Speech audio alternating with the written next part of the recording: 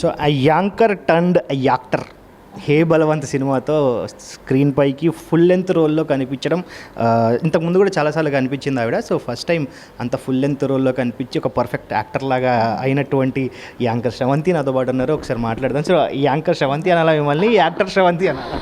శ్రవంతి అని పిలవండి చాలు, మీరు ఎట్లా పిలిచినా పలుకుతాను నేను. Thank you so much for the sweet intro. So ముందుగా ఫ్రైడే టాక్స్ ప్రేక్షకులందరికీ కూడా ధన్యవాదాలు నన్ను సపోర్ట్ చేసినందుకు. ముందుగా తెలుగు సినిమా ప్రేక్షకులందరికీ కూడా thank you so much for giving so much of love and support.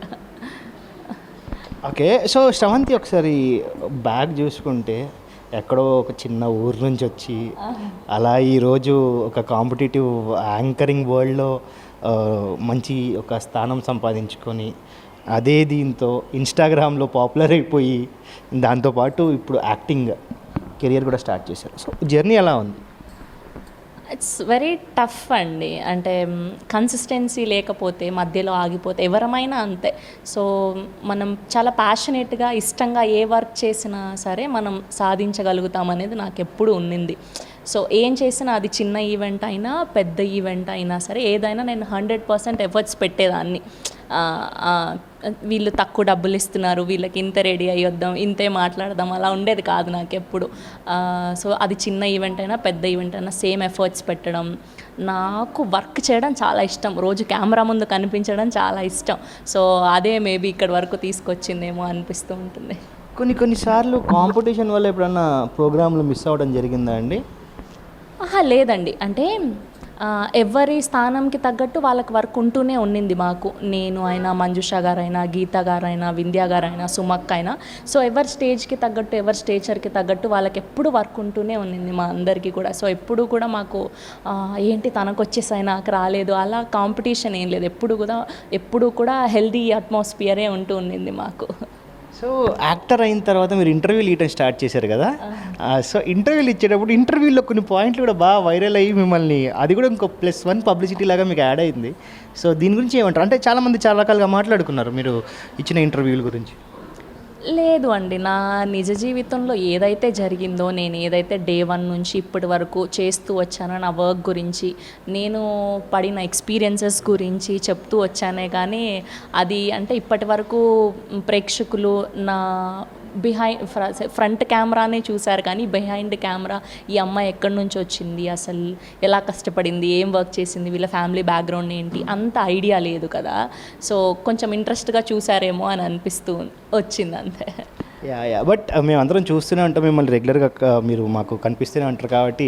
So మాకు తెలుసు కాబట్టి కొంచెం చాలు మీ గురించి. So that is very good అండి, మాకు చాలా హ్యాపీగా ఉంది మాతో పాటు రెగ్యులర్గా కనిపించే మీరు ఈరోజు అలా కనిపించడం. అండ్ దాంతోపాటు చూసుకుంటే ఈ మధ్య ఉస్తాద్ భగత్ సింగ్ ఈవెంట్లన్నీ మీరే చేస్తున్నట్టున్నారు, ఏంది పరిస్థితి? చేసింది ఒక్కటే అండి, సాంగ్ లాంచ్ అంతే. అది కూడా నార్మల్ అదేంటి ఈవెంట్ కంపెనీ నుంచి. సో వాళ్ళు ఇంకా పాపం ఈ అమ్మాయి కళ్యాణ్ గారి డైహార్డ్ ఫ్యాన్, కరుడు కట్టిన డైహార్డ్ ఫ్యాన్ అని పెట్టారు. అసలు ఎంత ఆనందం వేసిందో, నా ఫ్యానిజం అంతా బయట పెట్టేశాను ఆ రోజు.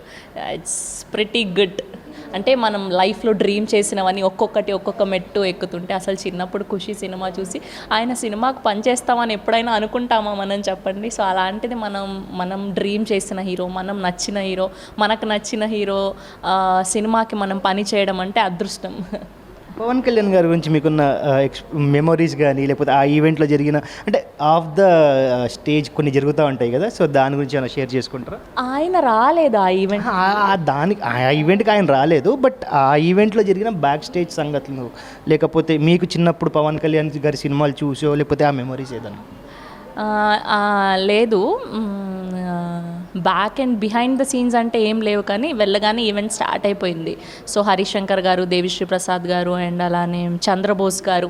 దాని తర్వాత నాకు హరిశంకర్ గారు, మీరు డైహార్డ్ ఫ్యాన్ అంట కదా కళ్యాణ్ గారికి అని జామింగ్ సెషన్ ఒకటి పెట్టారనమాట ఫిలిం నగర్లో. ఓన్లీ ఆ రోజు కళ్యాణ్ గారి పాటలే పాడతారు. సో కళ్యాణ్ గారి ఫ్యాన్స్ అందరినీ ఇన్వైట్ చేస్తే, సో ఆయన స్పెషల్గా నాకు ఇన్విటేషన్ పంపారనమాట. సో ఇలా పవన్ కళ్యాణ్ గారి ఫ్యాన్స్ అందరూ ఆ రోజు వస్తారు, మీరు రండి అని.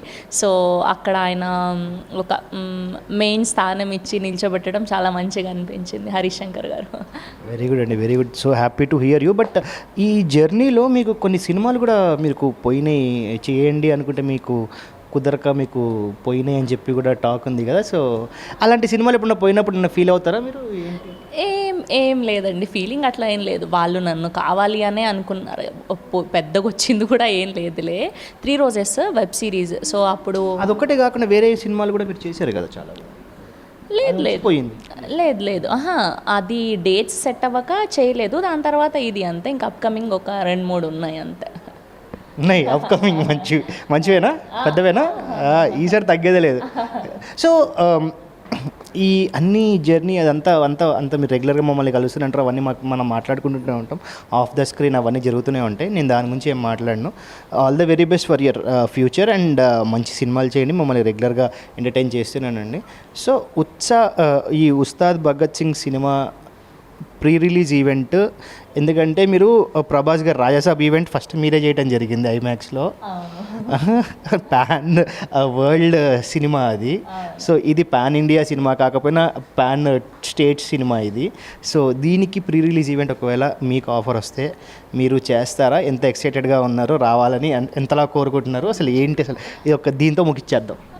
చేస్తారా అన్న క్వశ్చన్ అడగడం మీరు చాలా తప్పు. ఫస్ట్ చేయడం కోసమే వెయిట్ చేస్తున్నాం. తెలీదు ఆపర్చునిటీ ఎలా వస్తుంది అన్నది. వస్తే హ్యాపీ, రాకపోయినా కూడా హ్యాపీ. ఆల్రెడీ ఒక ఈవెంట్ చేశాం కాబట్టి. ఎలా చేద్దాం అనుకుంటున్నారు? అంటే ఈవెంట్ కంపెనీ ఇవన్నిటికీ అవన్నీ వాళ్ళ స్ట్రాటజీస్ వాళ్ళకు ఉంటాయి. బట్ మీ ఓన్గా మీరు ఏమన్నా చేద్దామని అనుకుంటున్నారా? ఇంకా ఇప్పటి నుంచి దాని మీద ప్రిపరేషన్ చేస్తారా? నేను బేసిక్గా మొన్న కళ్యాణ్ గారు అది ఉస్తాద్ భగత్ సింగ్ సాంగ్ లాంచ్ చేసినప్పుడు కూడా అసలు ఏమీ ప్రిపేర్ అవ్వలేదు. ఎందుకంటే already well known production company, well known director, already మనకు తెలిసిన పేర్లు కాబట్టి కొత్తవైతే మనం ఎక్కువ హోంవర్క్ చేయాల్సి ఉంటుంది. అండ్ మోర్ ఓవర్ కరుడు కట్టిన కళ్యాణ్ గారి ఫ్యాన్ కాబట్టి నా ఫ్యానిజం అంతా బయట పెట్టాను అంతే. ఏమీ ప్రిపేర్ అవ్వలేదు అసలు. చాలా అంటే చాలా అప్లాజ్ వచ్చింది దానికి. చూడాలి ఇది వస్తుందా లేదా అని.